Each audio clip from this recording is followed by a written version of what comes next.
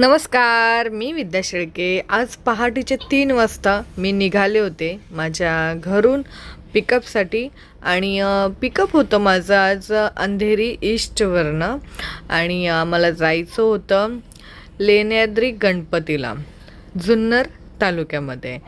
आणि आजची एक्साइटमेंट ही स्पेशली होती की मॅम एकट्याच होत्या. आमच्या दोघींचाच आज प्रवास होणार होता. फायनली मॅमच्या लोकेशनवर मी पोहोचले आणि लोकेशनवर पोहोचून मॅमला कॉल केल्यानंतर त्यांना सांगितलं की मॅम मी लोकेशनवर पोहोचले.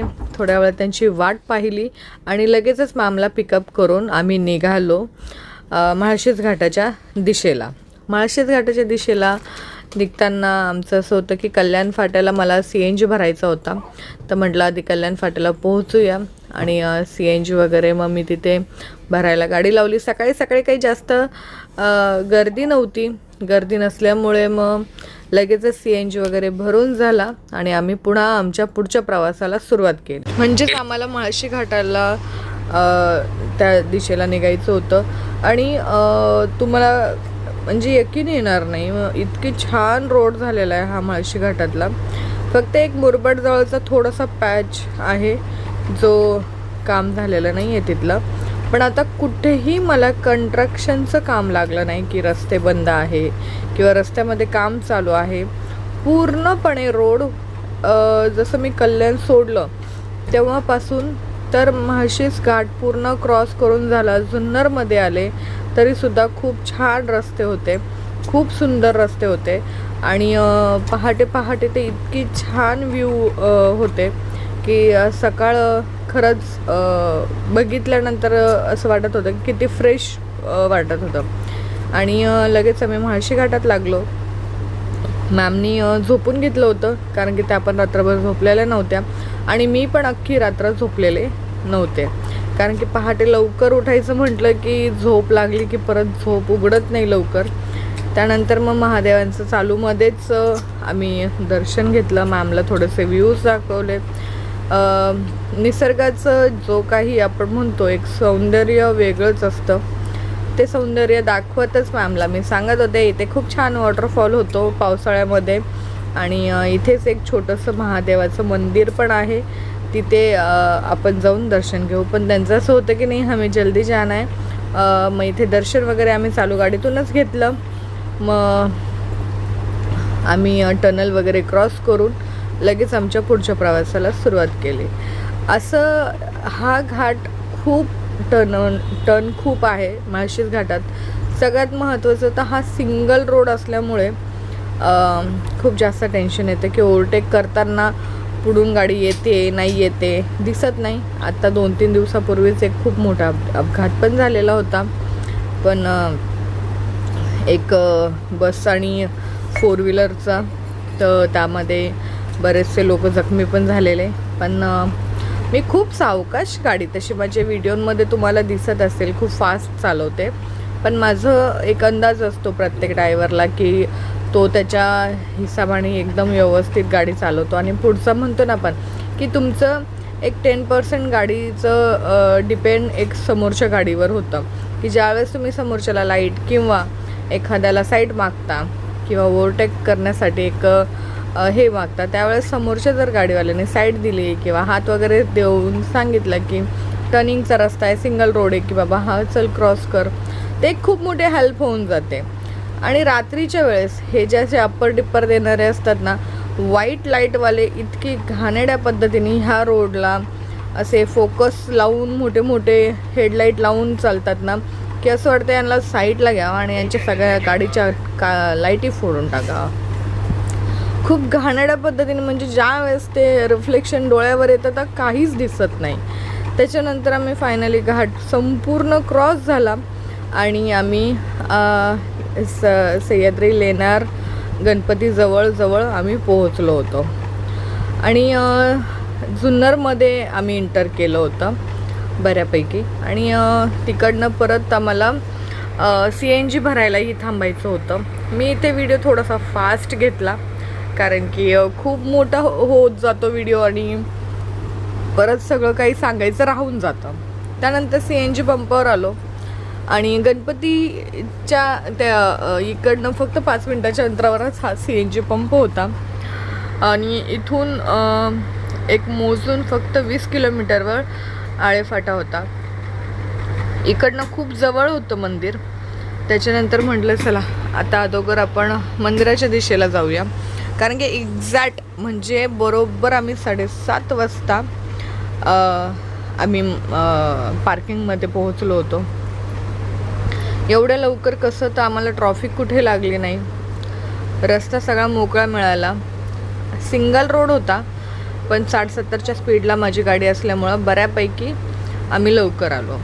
आणि सकाळी सकाळी रोड पण खूप लवकर कट होतो. त्याच्यानंतर समोरचा डोंगर पाहिल्यावर प्रश्न हा होता की मी दर्शनाला जायचं की नाही. पण खरंच आपण म्हणतोच की ज्यावेळेस तुम्हाला एखादं देवस्थानाचं बुकिंग मिळते त्यावेळेस त्या देवाचीच खरंच इच्छा असते की तुम्हाला तिथपर्यंत बोलवण्याची ती योजना असते. आणि त्यानंतर म्हटलं चला आधी पार्किंगमध्ये गाडी लावूया. आणि मग मी गाडी एकदम सावलीमध्ये नेऊन लावली. सावलीमध्ये नेऊन लावल्यानंतर गाडी पार्क वगैरे केली, लॉक केली आणि पाण्याची बॉटल घेतली आणि आम्ही दोघी पण निघालो मंदिराच्या दिशेला. वरती डोंगर पाहिल्यावर तर दडपण येत होतं की बापरे एवढ्या 300 पायऱ्या कशा चढणार मी. पण गणपती बाप्पांचं नाव घेतलं. मॅमनी हार, फुलं, नारळ वगैरे घेतले. त्यांना वरती पूजा करायची होती आणि मग त्यांना म्हटलं ठीक आहे चलो.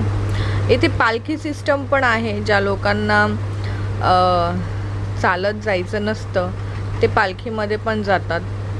आणि खोटं नाही सांगत, मला असं वाटलं की माझ्यापेक्षा त्या वयाने खूप मोठ्या होत्या, पण माझ्यापेक्षा अगोदर त्या वरती गेल्या. आणि मी मधलेच शूट नाही घेतले कारण की फोनमध्ये चार्जिंग नव्हती. पण वरती गेल्यानंतर इतकं छान वातावरण होतं, इतकं सुंदर लेण्या दिसत होत्या की खरंच असं वाटतं. बरोबर एक्झॅक्ट आम्ही 7 वाजता 7-7:30ला पोहोचलो होतो आणि वरती एक मोजून पाऊण तासामध्ये 40 मिनटामध्ये आम्ही वरती पोहोचलो. म्हणजे बसत आले मी, खूप स्टेप घेत आले आणि तरीसुद्धा वेळेत पोहोचलो. मॅम माझ्या अगोदरच आल्या होत्या कारण की त्या कुठेच थांबल्या नाही. त्या डायरेक्टली जशा स्टार्ट झाल्या त्यानंतर मग म्हटलं बऱ्याचशा डोर्स होते, दरवाजे होते, लेण्या होत्या, त्या सगळ्याच लेण्या बघायच्या होत्या. पण स्पेशली हे जे गणपतींचं मंदिर आहे हे संपूर्ण मंदिर डोंगरामध्ये गणपती प्रगट झालेले आहेत. तर तिथे आल्यानंतर इथे काही बंधनं नाही आहे की तुम्ही व्हिडिओ काढू नका का दर्शन वगैरे. बाकीच्या मंदिरांच्या ठिकाणी जसे काही करतात तसं नाही. खूप निवांत दर्शन झालं, खूप छान दर्शन झालं.